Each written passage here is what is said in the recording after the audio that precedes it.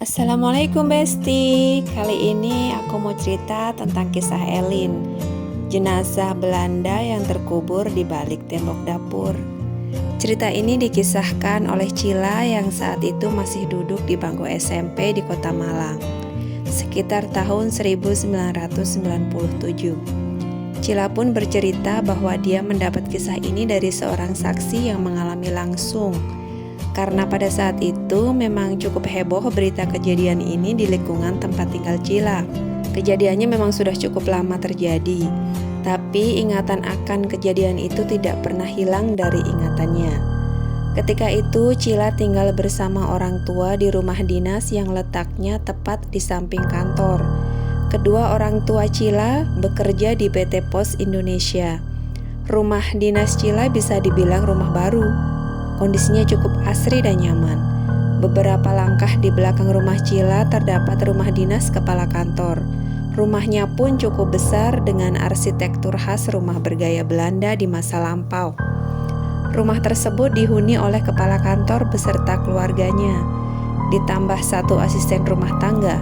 Rumah tersebut sangat klasik, benar-benar masih terlihat original tanpa ada perubahan apapun.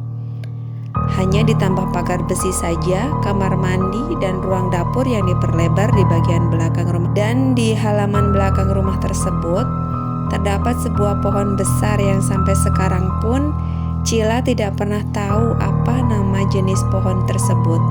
Yang pasti pohonnya cukup besar dan daunnya rimbun. Konon rumah tersebut dulunya ditinggali oleh seorang petinggi militer dari Belanda. Entah siapa dan apa pangkatnya, masih tanda tanya. Dan di rumah beliau tinggal bersama seorang istri dan seorang anak perempuan berusia 7 tahun. Pada hari Senin, kepala kantor yang bernama Pak Jaya bersama keluarganya akan pergi keluar kota karena ada urusan keluarga di Bandung. Dan katanya akan pergi selama 4 hari. Selama dia di luar kota, Pak Jaya meminta 2 orang cleaning service kantor untuk mengecat dan memperbaiki beberapa kamar di rumahnya, dan sekaligus menjaga rumah tersebut selama Pak Jaya di luar kota. Setelah Pak Jaya pergi, 2 orang cleaning service itu akhirnya mengerjakan semua yang diperintahkan oleh Pak Jaya. Setelah seharian mereka bekerja, maka malam pun tiba. Mereka sudah lumayan kecapean kerja seharian mengerjakan pengecatan rumah. Ketika 2 orang cleaning service ini sedang tidur yang posisinya di dekat dapur dan menghadap langsung ke ruang tamu, sekitar pukul 2 dini hari, salah seorang di antara mereka terbangun. Dia terbangun karena mendengar sesuatu. Ternyata suara itu berasal dari langkah sepatu seseorang.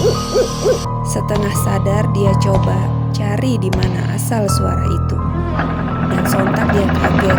Ternyata di ruang tamu ada seseorang berbadan tegap, tinggi, dengan berpakaian militer Belanda, mondar-mandir di ruang tamu. Dia kaget bukan main. Lalu cleaning service tersebut mencoba membangunkan temannya, tapi semua badan terasa kaku. Bahkan untuk sekedar teriak pun dirinya tidak sanggup. Sampai tiba-tiba dia pingsan, dan keesokan harinya terbangun, dan dia menceritakan kejadian tersebut ke temannya. Hanya temannya tidak mempercayainya. Mungkin hanya mimpi, kata temannya. Pekerjaan berlanjut lagi seharian setelah mereka mengerjakan pekerjaan. Akhirnya malam pun tiba. Jam menunjukkan pukul 8 malam. Mereka berdua masih asyik mengobrol sambil ngopi-ngopi di teras rumah. Tiba-tiba terdengar suara lantunan biola yang entah dari mana datangnya. Lalu kedua orang itu mencoba mencari sumber suara biola tersebut. Tapi tidak lama suara tersebut menghilang. Karena kebingungan, mereka akhirnya memutuskan untuk masuk ke rumah dan tidur. Jam 11 malam, suara biola itu kembali muncul. Dan kali ini cukup lantang terdengar. Tanpa pikir panjang, kedua cleaning service itu pun langsung mencari dari mana suara itu muncul. Tak lama pencarian, ternyata hasil suara biola tersebut dari dalam tembok belakang dapur yang sudah lama tak terpakai. Posisinya berada tepat di belakang rumah, dekat pohon besar itu. dan pencarian pun mereka putuskan untuk dilanjutkan esok hari. Pagi harinya, kedua cleaning service yang penasaran itu mencoba membongkar tembok di dapur yang lama tak terpakai itu. Dan mereka pun dikagetkan dengan ditemukannya sebuah biola kuno. Biola itu dengan keadaan kurang baik dan penuh debu. Aneh dan bikin penasaran, kenapa bisa ada biola kuno di sana? Dengan penuh tanda tanya yang tak terjawab, mereka pikir nanti saja laporkan ke sang kepala kantor biar bisa dipastikan. Sudah malam ketiga dua pekerja itu berada di rumah Pak Jaya. Lagi-lagi jam 11 malam, mereka berdua terbangun karena ada suara yang cukup mengganggu. Suara samar-samar nyanyian dari anak kecil. Masih dalam keadaan setengah sadar, mereka coba menerka suara itu dari mana. Tiba-tiba muncul sosok yang menakutkan dari kamar tidur utama. Viol, Viol, Viol. Ya, sosok menyeramkan tersebut mengatakan Viol, Viol, Viol. Dengan ketakutan yang luar biasa, kedua cleaning service itu mencoba lari. Tapi kaki merasa sama sekali tidak bisa bergerak. Mulut mereka kaku dan keduanya hanya bisa berdoa. Begitu kemudian mereka tersadar ketika hari sudah menjelang pagi. Untungnya beberapa jam kemudian datanglah mobil kepala kantor bersama keluarga yang baru pulang dari Bandung. Kedua cleaning service itu pun kemudian menceritakan pengalaman menyeramkan di rumah itu.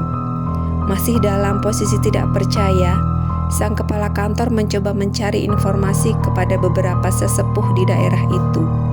Dan ternyata terungkap beberapa fakta.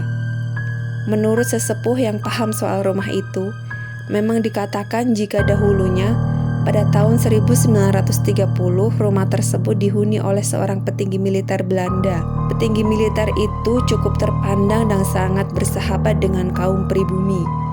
Dia memiliki satu istri dan seorang anak perempuan bernama Elin Rosali. Anak perempuannya yang bernama Elin ini memang dikenal sangat suka bermain biola. Kalau ada jamuan dengan perangkat desa, biasanya Elin suka unjuk kebolehan di depan para tamu. Elin adalah anak yang aktif dan mudah bergaul. Dia anak yang sangat supel dan lincah.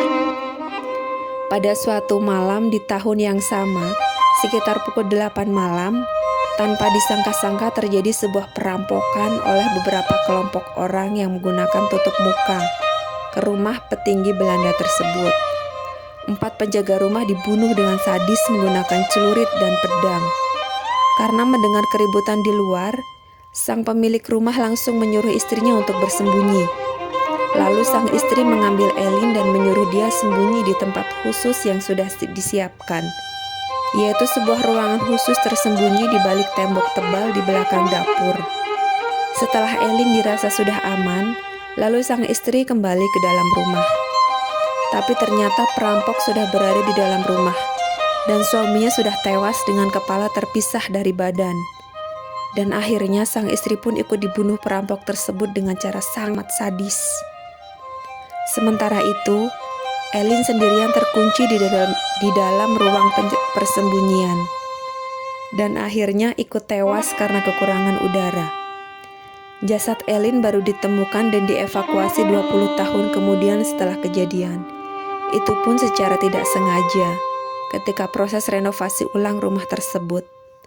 Begitulah akhir kisah Elin yang akhirnya ditemukan dan sudah dikebumikan dengan layak. Makasih buat besti-besti semua yang selalu setia